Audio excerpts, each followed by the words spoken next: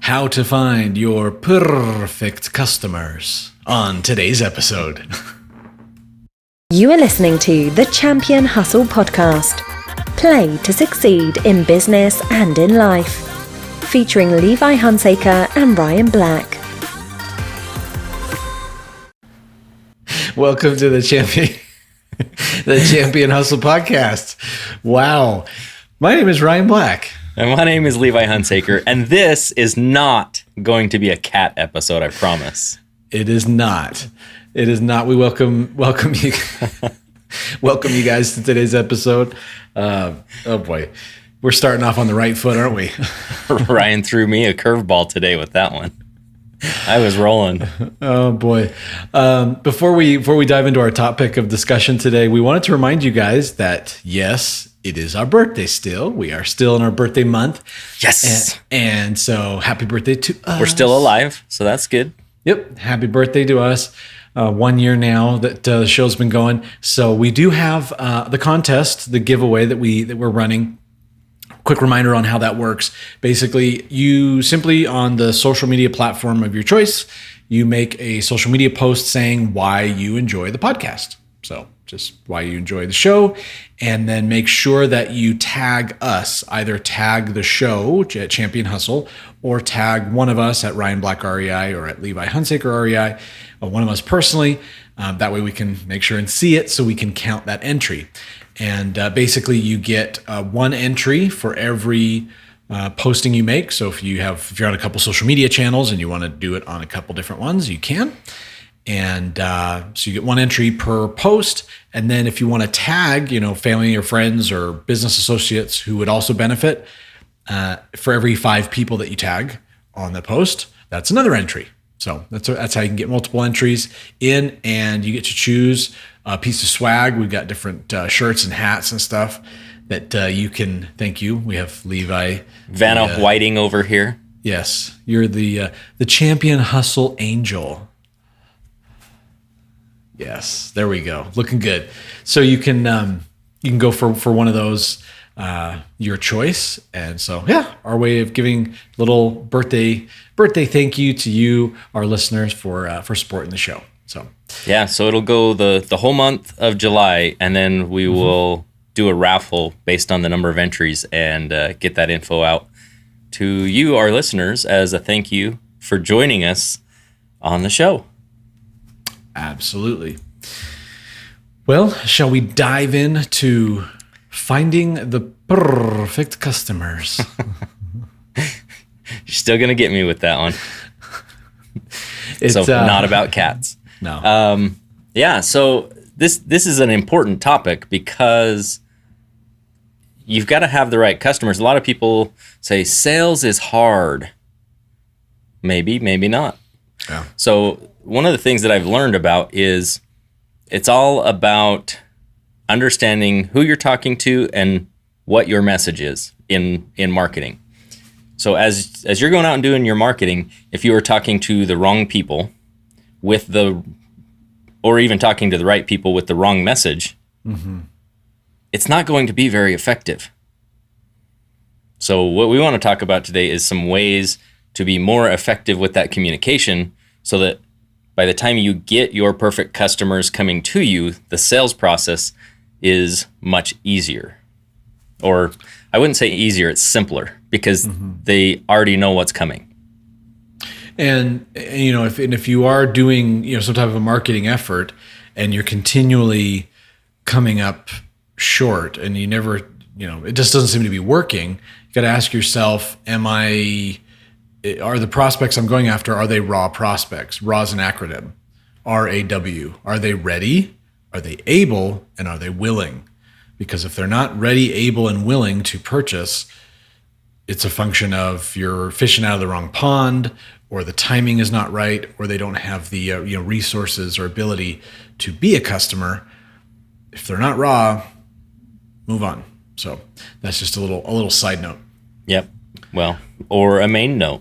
I mean, yes. It's much easier to sell something to someone who's already bought something similar. Yeah. Like there's been studies done on this.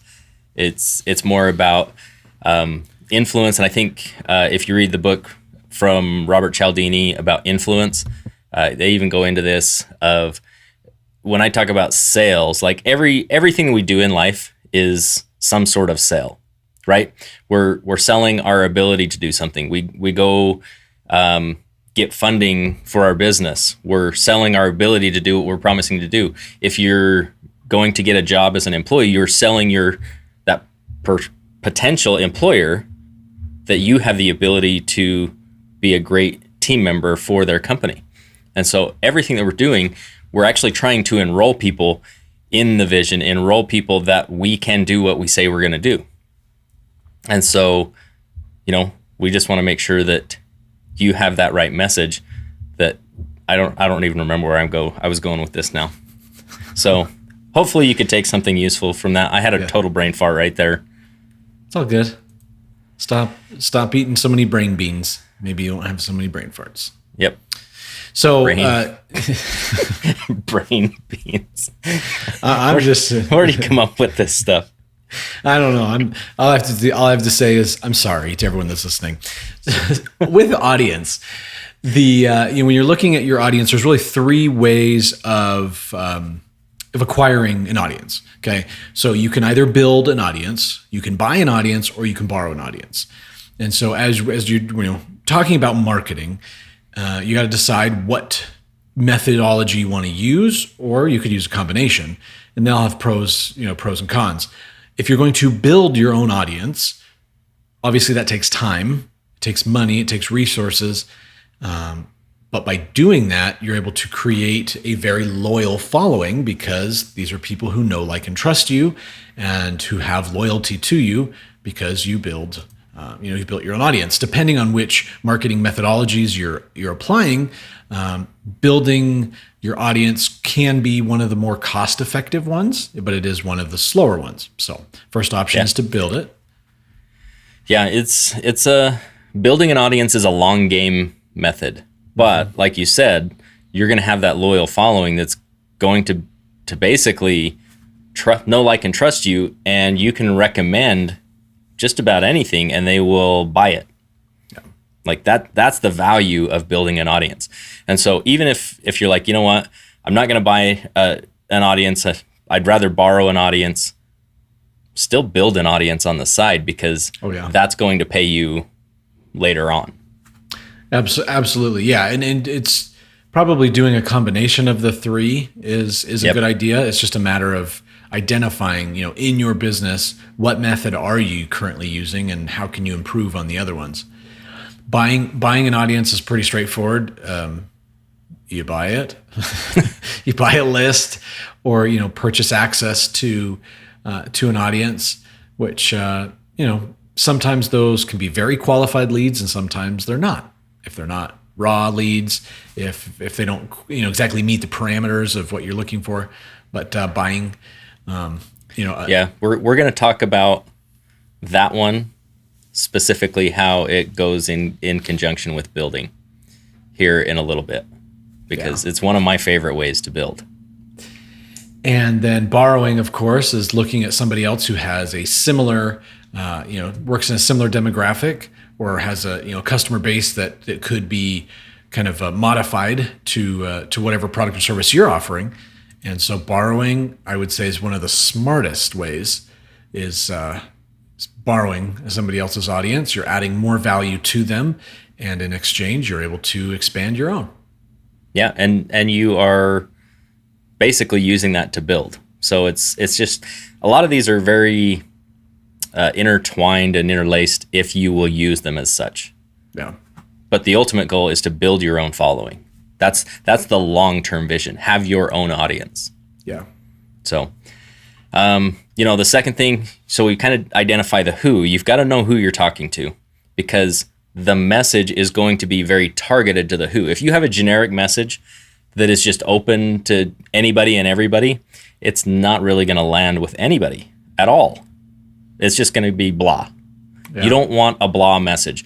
You want a message that's going to fire people up because even if it gets people angry, because that means your message is landing. It's not just unnoticeable. It's not easy for people to ignore, even if it gets somebody upset, because that is more an indication that it's a trigger for them. And whatever was said, and it's not the idea to make people angry. That's not what we're trying to do in marketing. We're trying to help them understand a problem that they may have and a solution that they could do to help solve it. That's the message. Yeah. And if somebody gets triggered by that, that's more about them than about you. Yeah. And it's important to, to always keep in mind what's in it for them, right? Yep. They have a challenge, they have a problem. Here's the solution you're offering. This is the upside benefit for them. But what is specifically in it for them? Because by nature, we are selfish and greedy, and we want to have, how's this going to help me? And that's not necessarily a bad thing when, if you need to survive. And so you're looking at, how does this solve my issue? And, an important thing to remember is that with your messaging, facts tell and stories sell. Yep. Which is why, it's just easier. I think it's easier for us to understand, learn principles and concepts and remember them through stories, which is why we have so much story time on this podcast, because That's right. the stories truly do help reinforce a concept that you're trying to learn. Speaking of which, story time. So, when I first started doing marketing, I was coming in with an engineering background, and I was just looking at everything with a purely technical standpoint. Like I just wanted to, what's the next step? What's the step-by-step process to make this work and be wildly successful? And connecting with people doesn't necessarily do that. It's not necessarily this specific step-by-step process. Now you can build better systems, but you still have to connect with people.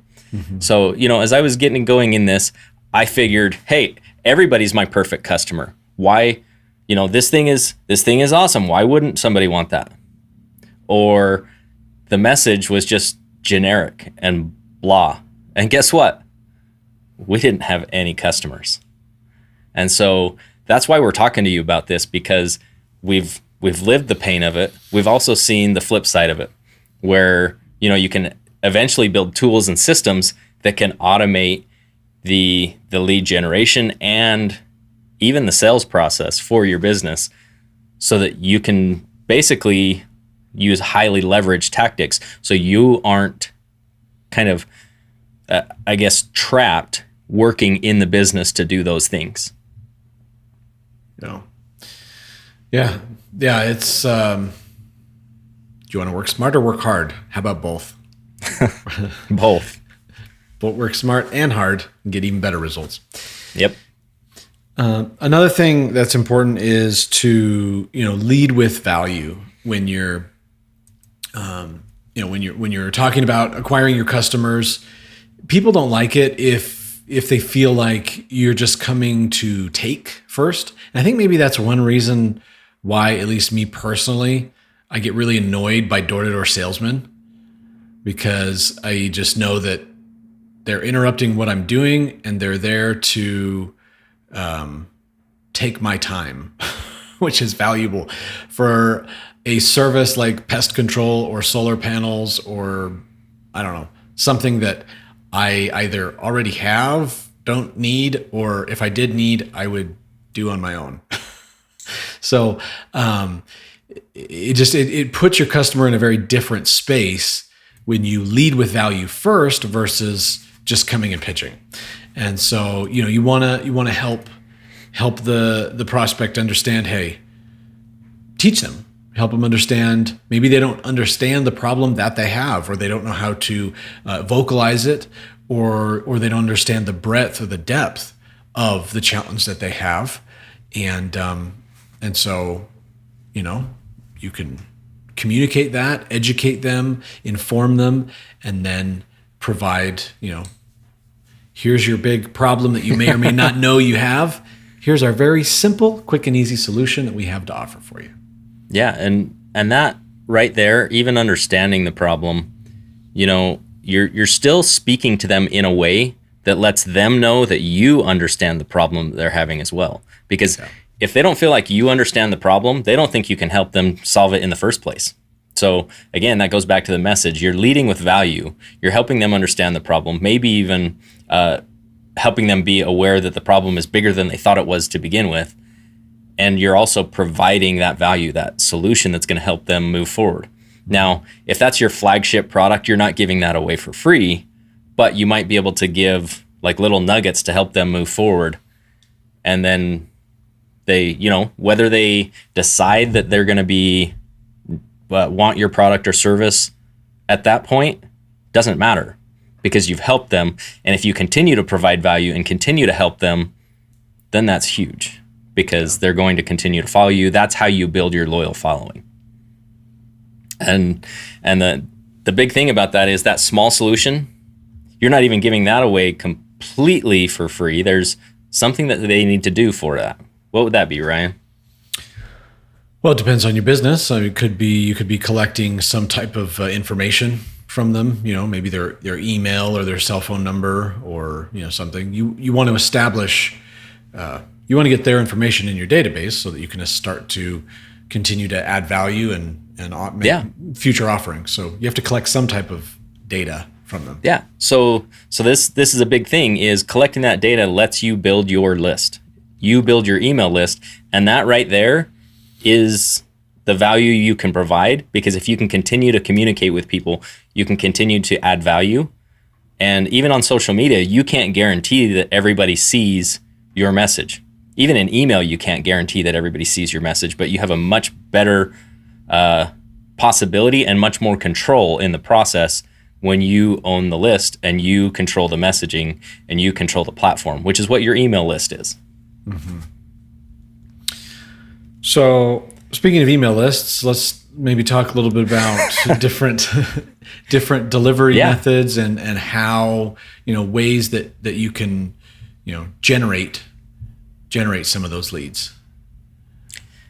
Yeah. So the biggest question you need to ask yourself is, you've identified your audience, you've identified your message. The third thing you need to understand is, where do they hang out? That's actually going to dictate more about how you deliver your content and deliver your messaging more than anything else. Is, where are they? Where can you find your perfect customer?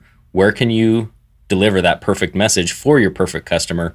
And get creative. Have some fun with this. This is where the fun is in the business. Yeah, and it's it's important to remember that you don't want to just have one strategy, because some people think, oh well, Facebook advertising is really good, so I'm going to just dump 100% of my ad spend into Facebook, and that's the only place I'm going to generate customers.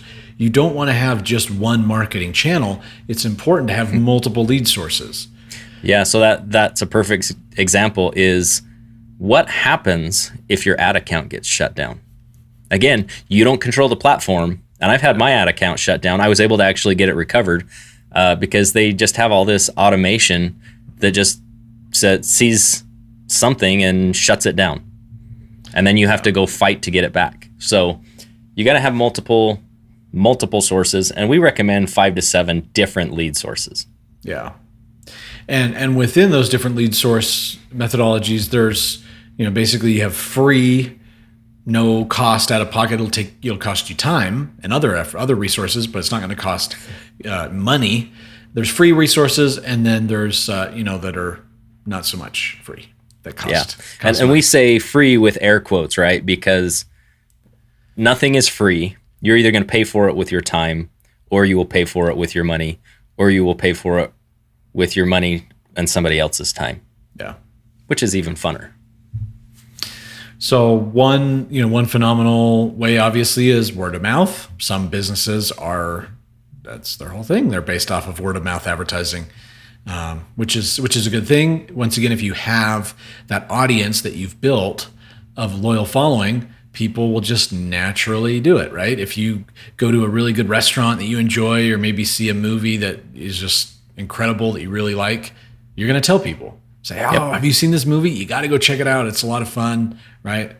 Et cetera. So yeah, so word of mouth is obviously a really powerful one. Yeah, and that's kind of basically the default marketing method is word of mouth. Yeah. You get that one always, and you get it for free. Now, keep in mind that you want to keep your customers happy and satisfied, because word of mouth can go both ways. Oh, yeah. And dissatisfied customers tend to be a lot louder than satisfied ones. Yep. So another great thing is ask your satisfied customers for reviews and testimonials. And that's one thing, a common thing that many people do, especially if you have like a brick and mortar. They'll say, take a photo and hashtag it, while you're at the store. Like if you have like an ice cream shop, for example, or do this or do that, and then by sharing your experience at the store, then they'll give you a coupon or something for the next time you come in. So once again, there's something in it for them, and they're leveraging those moments of word of mouth advertising to be able to get the word out about the business. Yeah, and I mean, you nailed it. There is organic social media is another way. You can have other people do it for you. You can also do it yourself, and get the word out there with social media. And one of the best ways to do that is producing some type of content. Again, around solving problems and challenges of your target market. Yeah. Yep. Organic social media, I think, everyone knows, very, very powerful. Requires consistency, requires time, but can generate some incredible results. Another one is public speaking.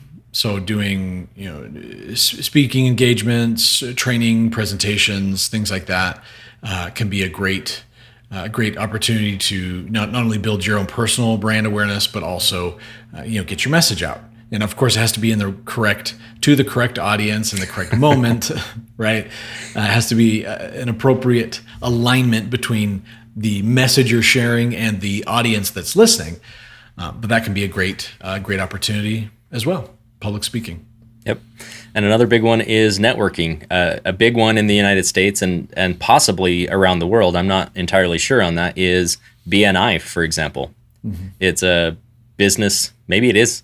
Business Networking International. Is that what the I stands for? I don't know. I just know it's BNI, but it's a group of networking where they just get a bunch of different types of professionals together, and you actually do things on a referral basis within the networking. So you network with certain people, and then you just kind of get together, understand what their needs are, and refer people back and forth. And it's like a gamified networking in BNI.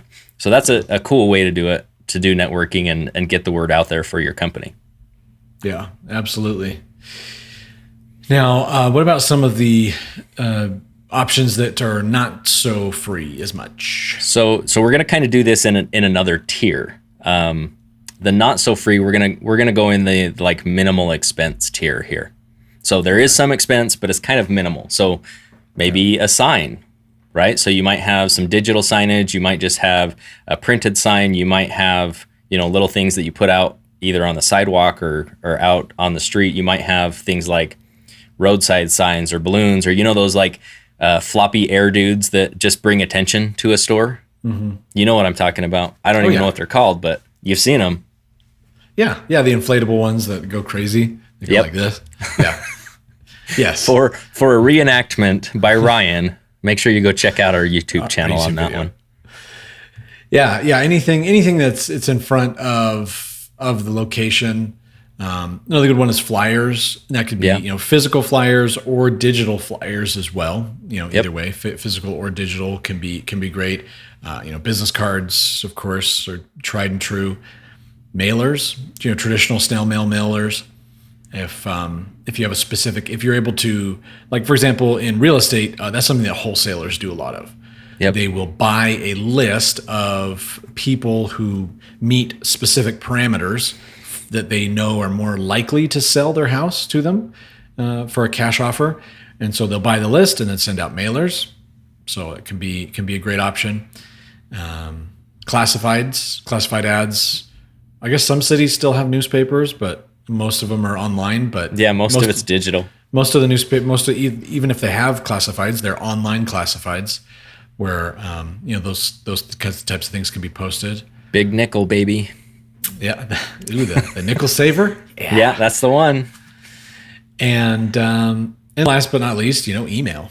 Good old email marketing, get people to sign up on the list and then send out, a newsletter or tips, tricks, or something of value to be able to continue to interact with your customers. Yeah. And honestly, in recent years, I would say that email marketing has become underrated because email marketing is powerful. Mm-hmm. Somebody opted in for something you have, so they wanted it to begin with. I mean, the fact that they gave you their name and email to begin with is like, okay, and that you provided that value, and then you also told them what they were going to continue to see from you. Mm-hmm. If when they're signing up on your list, you need to say, hey, yeah, we're going to send out, weekly content, weekly updates to help with this, right? And then you just follow through. You tell them what you're going to do, and then you do it. It's that simple. And email marketing is a super simple way to deliver that. Yeah. Okay. So what's the last thing we're going to talk about today, Ryan? Some options that are highly leveraged, a little bit more expensive, but can be very powerful. Yeah. When you're ready to really take that lever to your business and use that to amplify your results, once you have a message and process that's working, mm-hmm.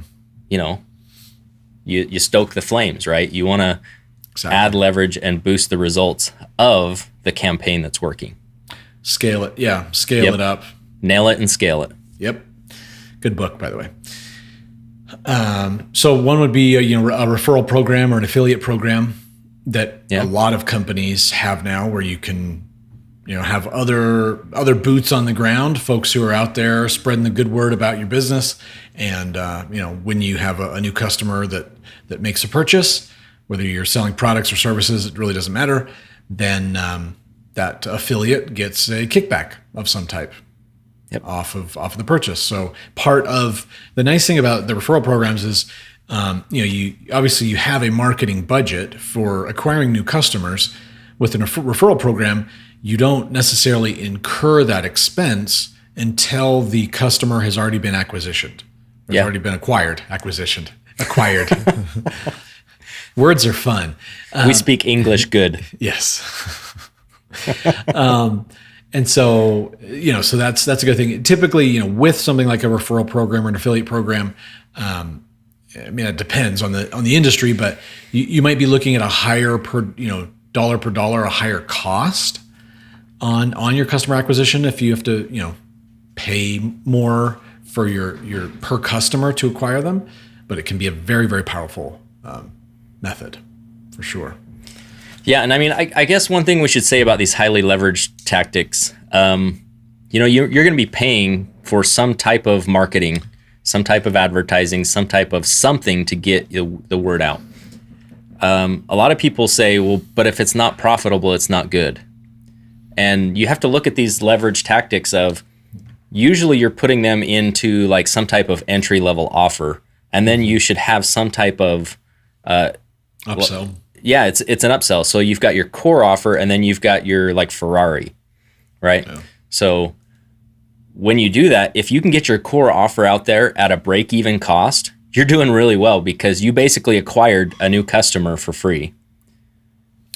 And then any upsell is just extra profit. It's gravy, right? And if you can be profitable on the core offer, that's even better. But break even is a really good place to be when it comes to your marketing campaigns.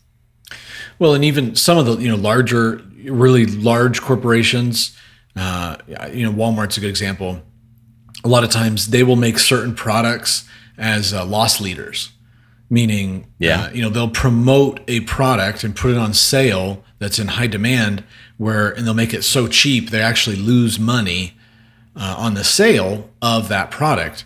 But they do that because they know that when you come into the store to buy that one thing that they're going to lose, a couple dollars on, they're going to end up making another $50 on other crap that you buy there, right? And so, not necessarily recommending do a loss leader unless your business can support it. Make sure that you really understand what you're doing there. But it's all about being creative. right? Yeah. They knew they could bring customers in and still make money on them just by getting them in the door with that one thing. Yeah. So yeah, just understand your business model and have fun. Get creative with your marketing efforts. The next couple really depends on your audience, but radio and TV can be very highly leveraged because you're going to get information out to the masses. Now, it is less these days with things like, Netflix, Hulu, YouTube TV, all this kind of stuff where people can even pay to skip commercials. Mm-hmm. So, you just got to look at it and figure out, is that even the right place for your demographic? Like who you are trying to send your message to? If it is, it can be a pretty powerful thing. Yeah. And, that kind of speaks a little bit more to my prior experience as a commercial video producer. And so we did, story time, back in the day, we would have clients who would purchase, we would produce, spots, TV spots for them that would go over broadcast, or cable TV and radio. There's still, I agree with you, Levi. There still are some opportunities if you are buying airtime is expensive. It just is. Depending on who who is your audience, and is that where they collect, right? If your audience is going to be watching or listening to that, then it's worth looking into. A lot of companies that used to do traditional terrestrial advertisements have shifted to the online stuff, because online they're able to get a little more control over dialing in the exact parameters of the demographic and all that stuff, so they can really just put their ad in front of the correct people that they're wanting to do. So there has definitely been, over the last 10 years, a big shift of more and more companies going away from the traditional. But having said that, it still has a place, at least as of 2021. Yeah. So another big one that I guess we glossed over when it comes to free is doing a podcast, right? It's content-based marketing. You're putting value out there. Yeah. But on the flip side, you can advertise on other people's podcasts that are monetizing their podcast. You can actually put your ads on there, and that speaks to like borrowing an audience. Maybe you have a competing podcast and you put your ads out on that podcast. What? Interesting. So, it's that I'm going to buy a borrowed audience to build my own audience. Yeah. Hey, whatever works. Yeah. And that's what I'm talking about, is that intermixed of all three mechanisms of borrowing and buying the borrowed audience, like advertising to them to grow your own. In marketing, everything works and nothing doesn't. That's right. Do something. So social media. Let's talk about social media for a minute. Yeah. So obviously, there's opportunities there. You got the main, once again, depends who your audience is, where there are, but you got, Facebook, Instagram, Twitter, TikTok, LinkedIn, Snapchat. There's all the different platforms that are current today. Those change over time. Depending on whether you're doing, paid advertising with those, whether you're, buying placement with somebody who is an influencer to be able to get them to mention you is another way of kind of buying your way into an audience, doing collaborations, things like that. So lots of opportunities, obviously, on the social media front. And keep in mind that rules are constantly changing on social media. Like I mentioned, I had an ad account get shut down. It actually was not for the reason that the AI engine said that it was, because they reinstated it. A real person went and looked at it and reinstated it.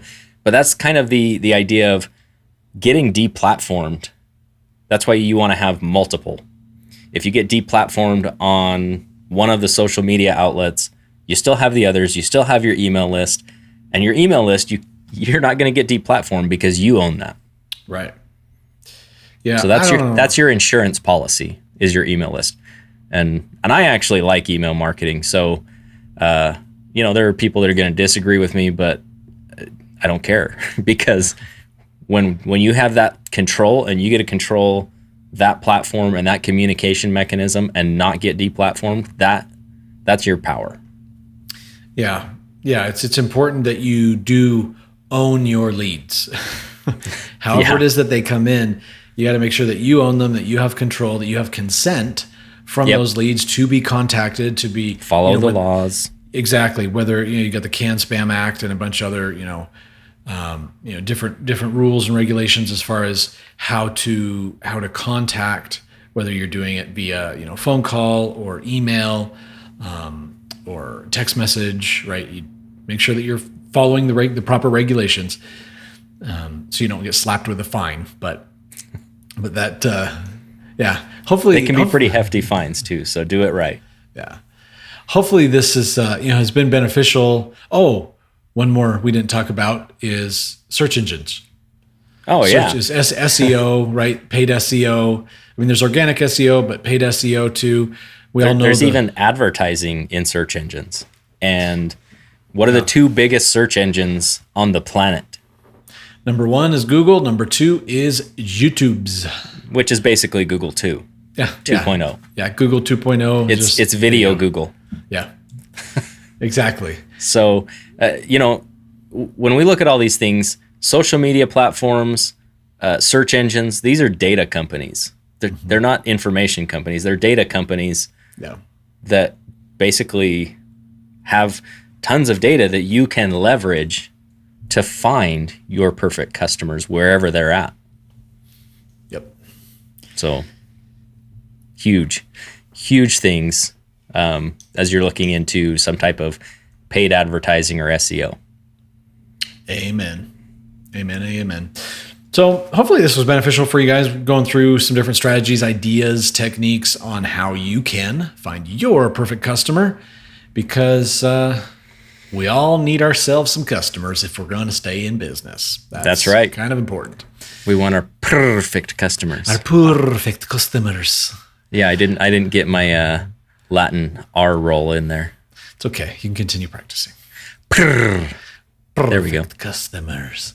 So we are, that's going to wrap it up for today's episode. We apologize for all the craziness. I don't apologize. My mom always told me you never apologize for family. Okay. All right. I can we're family. Appreciate that. Yes, I can appreciate that. So next week we've got great episode coming up for you. It's going to be real estate focused. We're going to be talking about whether you should self-manage if you have rental properties. Should you self-manage that property, or should you hire a property manager? Good question. We're going to look over it. We're going to break it down. We're going to go through the pros and cons of both. So we will see you then and there next week on next week's episode. And remember, in the meantime, championhustle.com is where you can find all the links for everything. And remember, make that posting on social media so you can get yourself some birthday swag. That's right. Have a great week, everybody. We'll see you. Bye-bye. Thank you for joining us on this episode of the Champion Hustle podcast. For more great content and to join our online community, visit us at championhustle.com.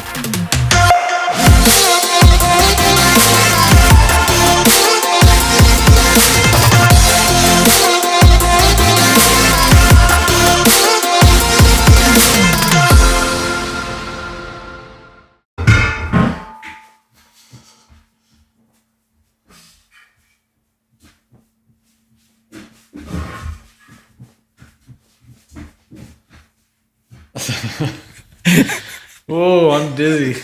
Oh, man. What?